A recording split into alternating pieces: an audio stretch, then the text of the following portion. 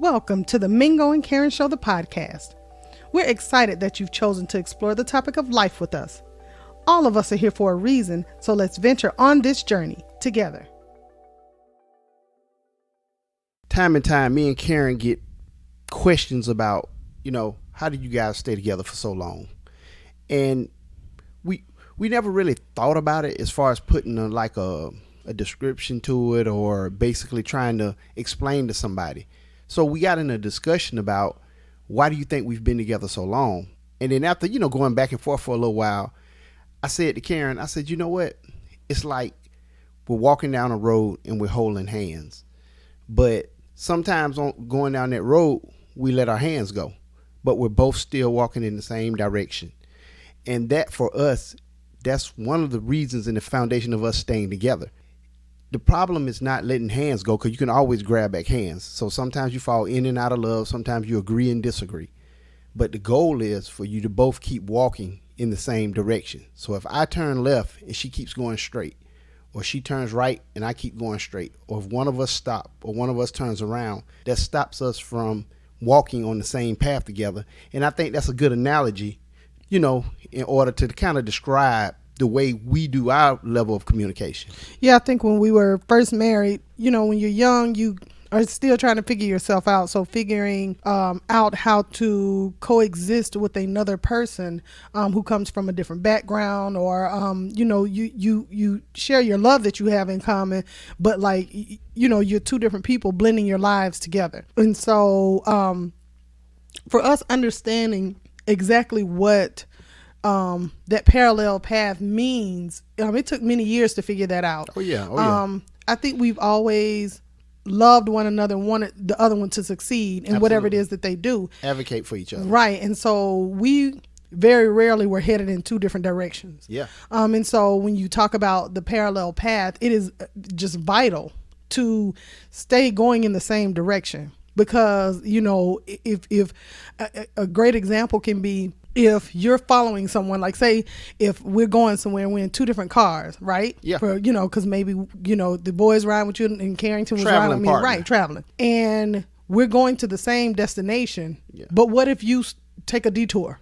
Or what if you decide, you know what, I'm going to try to take a different route and go in another direction? You don't know if you're still going to get there at the same time. You don't know if that alternate path is going to take you to different, take you on dirt roads, or, Hey. what? I'm the daydreaming driver, so that analogy.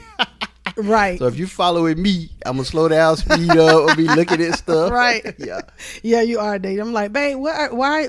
Babe, the same trees Like, are you here. didn't see that sign? And he's like, no. I'm like, babe, what are you looking at? Right. That sign I never seen before? No, husband. Okay, so, but, it is just really, really, really important to understand why going in the same direction is important. And I think also, just even based on that analogy that I just gave, if you think about it from a standpoint of an even deeper kind of place about, sometimes you're heading in the same direction, right? And so let's say you get to a certain point within the trip, and maybe you decide, hey, right now I think I need Karen to lead. Maybe traffic is a little bit heavier. Me, I'm jumping in and out, like I'm gonna be riding out, right? Danica Patrick. Right. Well, it is what it is. You know what I'm saying? Some people just drive slow and it just drives me bananas. But if you're like, I'm gonna let you take the lead, babe. Like you call me on the phone and like, hey, babe, you jump in front and let me follow you. That's kind of why it's important to know and be on the same path, because all the time one person can't lead on that route, right? But that's the foundation of a good relationship, whether it's a personal relationship, whether it's a business relationship, Right. whether it's a familiar relationship. You have to understand your roles. Mm-hmm. And if your role is to do it together, most of the time it makes it a little bit easier to be on that same path. Absolutely. But if you are in a relationship and it kind of, you kind of have the power thing going on, Mm-hmm. that can make it a little bit difficult, because when you make a mistake, or like, let's say for example, if you just got bent all out of shape because I was daydreaming driving, Right. that would make the trip not as pleasant. Because when you're on a journey with somebody, you want it to be as pleasant as possible. Yeah. And you want, if you go through something, you want to be there for one another. Right. You want to be able to support and say, look, we're in this together. Right, because the journey itself, it may be, maybe some challenges there that come along with that. And so I get exactly what you're saying. It's being there to support and make it as easy as possible to navigate. Because if you have that resistance or that pushback or that reluctance or whatever that you have from the other person, then it makes it's going to make the journey a lot harder. That's why we say don't wait so long to check in with your partner, your spouse, or whomever. Significant other. Yeah, don't wait so long. Talk about it weekly. Yeah. If you all have a 5-year plan, you shouldn't just talk about it once every year. Yeah. You should be, weekly may be too much for somebody because different people's lives, the time they have available to do that is a lot different. Right. But if it's important to you, it don't take but a few minutes to say, hey, babe, I was thinking about this kind of going on. I'm kind of, leaning away from this. What do you think? I shouldn't just start leaning, because if I'm leaning and you still going straight, that's what causes those paths to divide. That's right. And then if we taking 60 to 90 days to talk about it, I'm all invested on learning how to get us to this other path where you could have told me, you could have said, hey, I don't think we should do that like that. We've invested too much time. This will pay off. Because what happens is a lot of times we'll run these ideas through our head and then we'll question and answer ourselves. Right. And then sometimes that's the best and the worst advice. Right, because you're only giving advice based on your thoughts and what you're feeling and what your experiences are. And go ahead. Yeah. And I mean, in what you're saying, listening to yourself sometimes. Now I know when it comes to, especially being in an entrepreneur role, self-motivation is something you have to do every day. Every single day. And you're not always there to help lift me up. Yeah. But if I can text you, I can call you. I'm like, hey, Karen, your boy down today. Man down. I got you, boo. You know what I'm saying? So that's important. That is really important. But then you have to also be truthful with one another. If the goal you all are both setting and y'all are walking on the same path, be truthful about it. Yes. So let's say, for example, you love to cook. Yeah. And you say, hey, Mingo, I want to open a restaurant. I'm like, Yep. Nope. Because you always say, I cook well because I cook with love. Yep. I say that love go feel a little different when there's 100 people standing outside, Yeah, and like, then somebody send your plate back, and then you get offended. Yeah, like Erykah Badu said, she's sensitive about her. Yeah. So that's my point. Have that realistic conversation. Yeah. Do your due diligence together. Make it a team thing. That's the whole goal of all of this. Make it a team, because when you have somebody else in it with you, you share the reward and you share the responsibility. And I think something that it took us a while to learn is that you have to be open and you have to be flexible. Yeah. So the parallel path doesn't always mean it's the straight way, like the straightest way to go. Yeah. Sometimes you got to get off on the exit. Yeah. Stop and go by the store, stop for a minute, rejuvenate. Then sometimes you may have to take a different detour. I think that people something we used to do was we'd be so focused on this is the plan that we always miss the detour. You get it? We didn't see that whole orange and black detour sign saying, hey, this is not the way to go. And then we would keep on with that same plan, and ultimately we end up not reaching our goal because we weren't paying attention. And I think it's important to check in with each other so you can make sure that y'all are on the same page. If it's something that's changing within yourself while you're on the path, talk to that person about it. You should be able to. It's like the navigation system in the car. When we're fighting through this traffic and they say, hey, save 5 minutes, take this exit right here. But we've done it enough times, like, she don't know what she's talking about. We're going to get off on that exit and it's going to take even longer. Then it's going to say rewrite. I've fallen for that enough times to know, no. It's going to reroute you a million times and tell you you're going to save all this time, but you end up spending an equal amount of time in the car. You really don't save those 5 minutes. You don't at all, but you think you do. But if we did not communicate, that leads right back to our point. If we did not communicate with one another, we wouldn't know to say, hey, she wrong.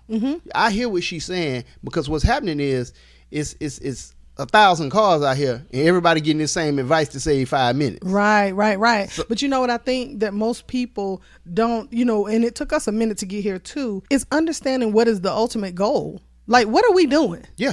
Write it down. What I mean? What are we doing? And creating and developing a solid plan to do it. But like, again, being flexible, but you got to know where you're going. So if you get in your car and I guess I'm just stuck on this car analogy, y'all, but, but if you get in your car and you don't know where you're going, you're just driving. Yeah. You don't want to be on a path that you don't know that, you both are on the same page of what the goal is going to be. You're wasting gas and time. I mean, come on. You see? And the same thing happens in a relationship. If you have to really, really, really be really authentic with one another. Yes. And the first thing you have to decide on is this ultimate goal meant for the both of us. Right. See, like if Karen's journey is to do something that ends up that benefits a woman, hey, wait a minute. We didn't talk about this. Right. I've been walking with you out of support, but what's this? So you discuss it. So you know that, okay, so if Karen's ultimate goal is specifically for her, at least I know that. So we got multiple goals going. Yes. Because Right. there are individual goals, but we're specifically talking about a relationship goal, Yes. a partnership, a union. Which we're trying to express that if you could just trust one another. Yeah. If you could trust one another, be honest with one another, support one another, and not give up on one another. That's right. You will hit your ultimate goal. Now, there is no magic clock that say, it's not like plotting out, like Karen said, a car analogy. It's not like putting in your navigation, I want to go from here to there, then it gives you the time. Right. That's not the case in what we're talking about. We're talking about maybe something like a dream, an aspiration, a goal, a venture, something spectacular you want to do in life. That's what we're referring to, because you can do it and you can do it together. Yes. Because the worst thing I believe that could happen to someone is be successful and lonely. Yeah. I know that's a hard place, because I want somebody who's been through it with me. I wanted somebody to believe in the vision when it was only a dream. And something else I think that we've learned over the years is that you both are not going to be up at the same time. Oh yeah. So for us, the reason why the parallel paths have always mattered is because when I'm down in the dumps or feeling doubtful about what's going on, or I'm sad, or it's like, oh my gosh, what is really, or feeling overwhelmed, then you can, and I think we've talked about this before, but you can call me, or you can text me, or you could just say, babe, come on, I see you need a hug, come on, or you'll say, one of my favorite things is so simple, but if I get up on a Saturday morning, you'll say, babe, you want a cup of coffee from McDonald's, what I mean, just simple things like that, but you are paying attention to, okay, she might look okay, but let me check in to make sure she's okay. And then the same things for you. I pay attention. We pay attention really well to each other. And if I see that you're having a day where it's not the best day, then I'm like, babe, come on, talk to me. Tell me what's going on. Because I know as a man, I've learned this from you over the years, is that men are always, well, at least I know you are constantly always thinking about making sure that, that I'm taken care of and that the kids are good. And so sometimes the same way that it's so ironic that as women, we talk a lot about, when I talk to my girlfriends about how, it can be overwhelming sometimes to navigate through this world, right? But I know that for a man, it's a different type of pressure. Yeah. Based on what you told me, you're always wanting to make sure that we're good. So as a wife, I have to make sure that you're good. And I think I saw, it was many, many years ago on the Oprah Winfrey Show, and she had an audience full of men. And because they wanted to talk about what men wanted to talk about. Yeah. And it was right after I had the twins, and I remember you were at work. And there was this man that stood up, and Oprah asked, he said he just wanted to, they were saying, well, what do you want women to know? What do you want your wives to know? So there was this man that stood up, and he said, I want my wife to know that I have dreams too. Wow. And he started crying. And I can remember like crying with him, because it hit me that I never asked you what your dreams were. Yeah.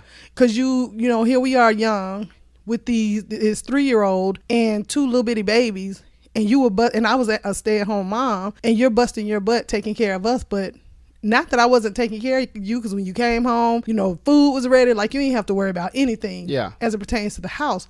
But just understanding that before you had a wife, you were Mingo. Yeah, yeah. And that you had dreams too, and that made me want to support you in that. And I just think that's so vital, and I try to be cognizant of it, because even though you're my husband, you're a human being. And I think we get so caught up in roles, but that's another podcast we'll do about that child. We get so kind of caught up in what we're supposed to do and what we're not supposed to do. And this, I'm the woman and you're the man kind of thing. Flow. Yeah, and we just don't exist like that. But anyway, I wanted to say that we have to check in on each other. Yeah, because like I said, it's like anything. It's like preventive maintenance. Here we go with another car analogy, y'all. we ain't gonna even announce it anymore. We're just gonna use the car analogy throughout this. I don't want to have to fix my car once the check engine light come on. Yeah. I want to be doing the maintenance, the oil changes and the tire rotations and the air filter check. I want to be doing that thing all along. A relationship is the same That's right. way.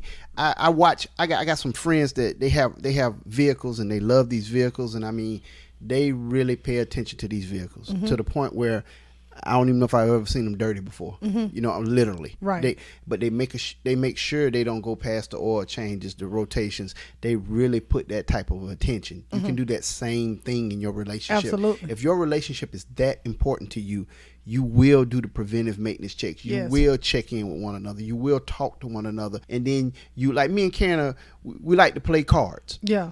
People think we're cheating because we're so in sync. Yep. By the way she throwing cards out, I know exactly what to throw out. Vice versa.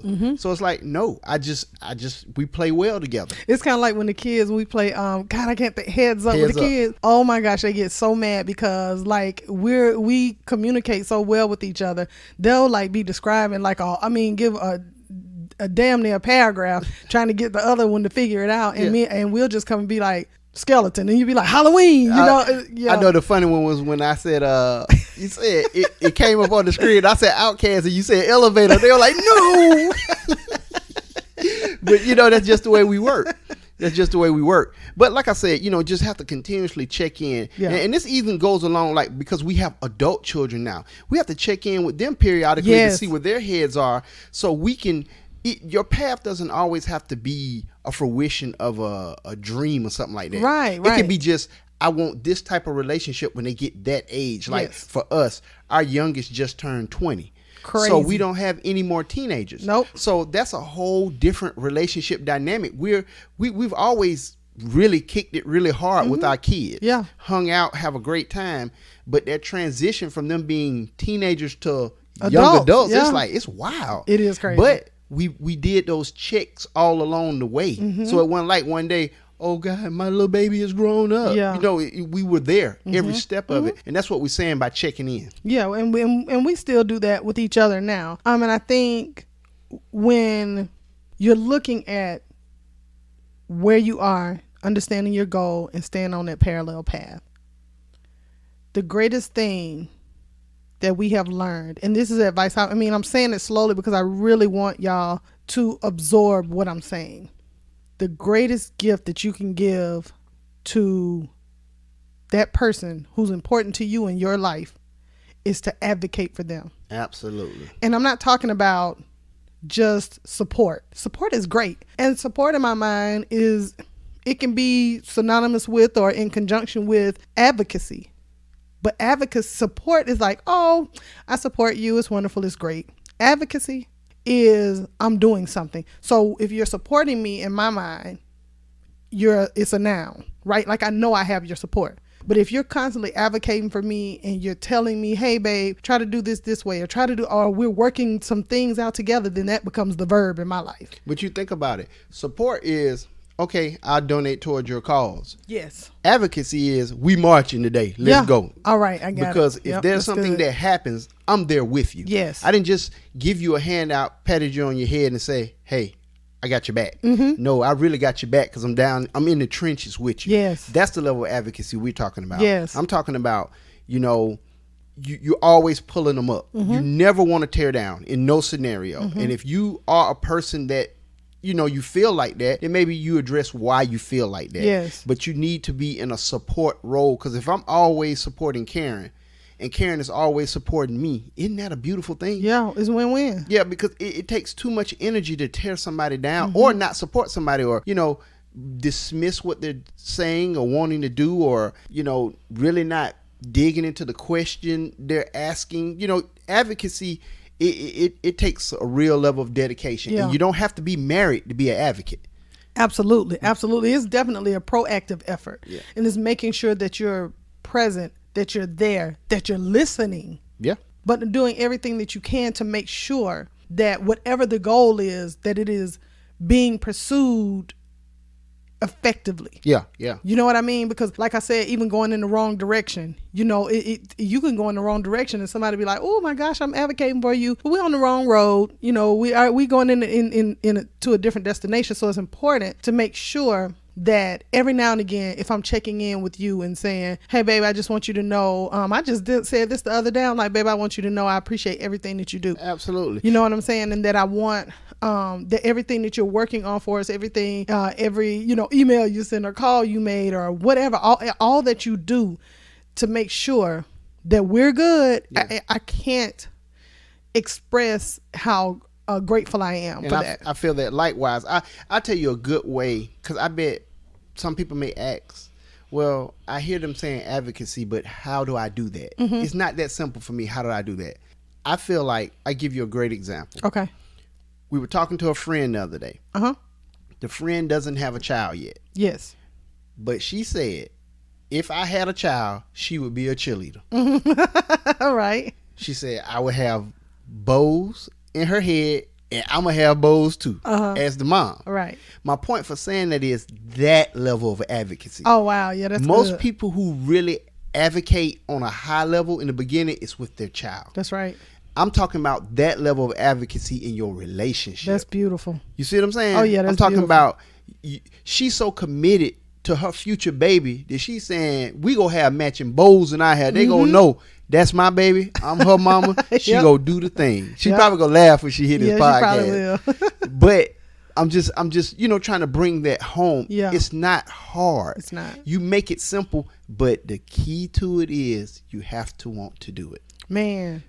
You have to want to do it, because not all relationships, like I'm giving an analogy about the child, we get all warm and fuzzy and laughing because we're like that about our kids. Yeah. Everybody is not like that. That's true. So you have to have that level. Take it down to a very simplified level. It doesn't have to be, well, I'm going to advocate for you because we're going to budget $150 a month for this advertising and we're going to send an email blast every Thursday. No, that's not what I'm saying. I'm saying that, Karen, you are wonderful.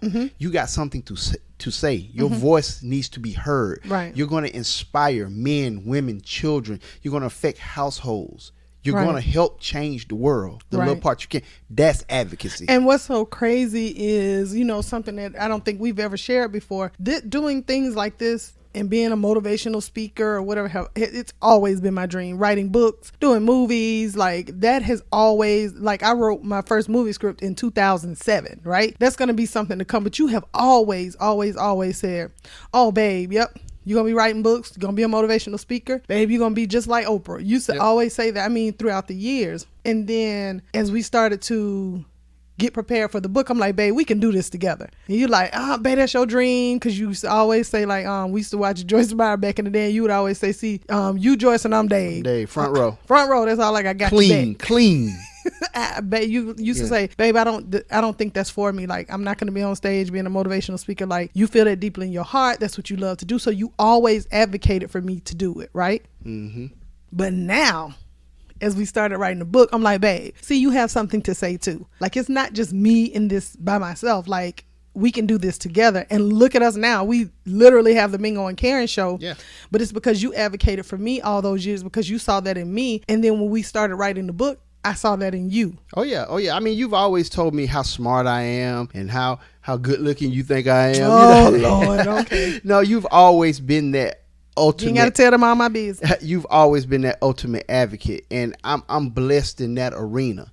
And what I'm trying to say is, man, I'm just trying to spread the love. I'm just trying to tell you, you can do this in your relationship. You don't have to start off with something big and complicated, because if one of you think analytically and the other one is creative, that's going to be a process. Yeah. So I'm not saying don't be overzealous, but I am saying try it. Yeah. Just advocate. That might mean simply that, hey, I love the way that you keep our books in order. Right. I love that. You continue to do that. I love the creativity that you put in that, Karen. You continue to do that. Right. That you have to understand your role. In being a team, everybody can't be the superstar on the team. That's right. But that superstar could not be that top person without a good team. But you know what? And then every team member can have a superstar moment. Absolutely, because you go always get a time to shine. Yep. And that doesn't necessarily mean a dunk or a touchdown. It might be a good block. Yeah. It might be something you said to that player before this big play that he made. Everybody has a role. Yeah. And that's where you have to get in your relationship. You have to really say, you know what, I love this person. Yep. And I'm going to be good to this person. Absolutely. When I wake up in the morning, if I don't do nothing but smile and kiss on her lips, I'm going to be good. And she's going to know that it's not a robotic, monotonous type thing. Yes. It's heartfelt. Some thought went into it. If you could just be like that. Yes. All this other stuff will fall in line. Karen used to always say, as we became older, if we ever got on the same page 100%, we would be dangerous. Yep. And we know right now, we hope that millions of people get to hear us speak. Because like hundreds of millions. Because we have something to say. Yes. We have something to say. But right now, for those who listen, thank you. Thank you so much. Thank you. Yep. Because you don't have to take out the time to hear what me and my wife are talking about. I'm just saying, I'm happy. I'm in love. It's working for me. Yeah. If what you're doing is working, then you just disregard and say, hey, man, they had some funny moments in that. But Right. but if you really got a little bitty window, all we asking is for, I ain't even talking mustard seed type stuff. I'm talking about just a smidgen of a belief that it can be great for you too. Yes, and that's absolutely. our purpose for doing this. Absolutely. Absolutely. Just make sure that you're checking in with each other, that you're staying on that parallel path, that if you decide to change directions, which is okay to do. Yes, it but is. that you're changing direction together. Oh, and yeah. that if at some point in the journey, even if you're walking on the path, that you decide to let each other's hand go because you maybe, even if you're walking on a parallel path and you let each other's hand go, you still have to at some point reconnect. You have so to. you just keep walking, you reach your hand out, grab that person's hand, and y'all walk together, get that support so that the next time that you have to, your hands have to disconnect from each other, that you're still on the same path and on the same plan. Absolutely. Happy relationship building. Happy relationship building. Thank you for listening to our podcast. You can find us on Instagram, Facebook, and Twitter @Mingo and Karen. Happy relationship building.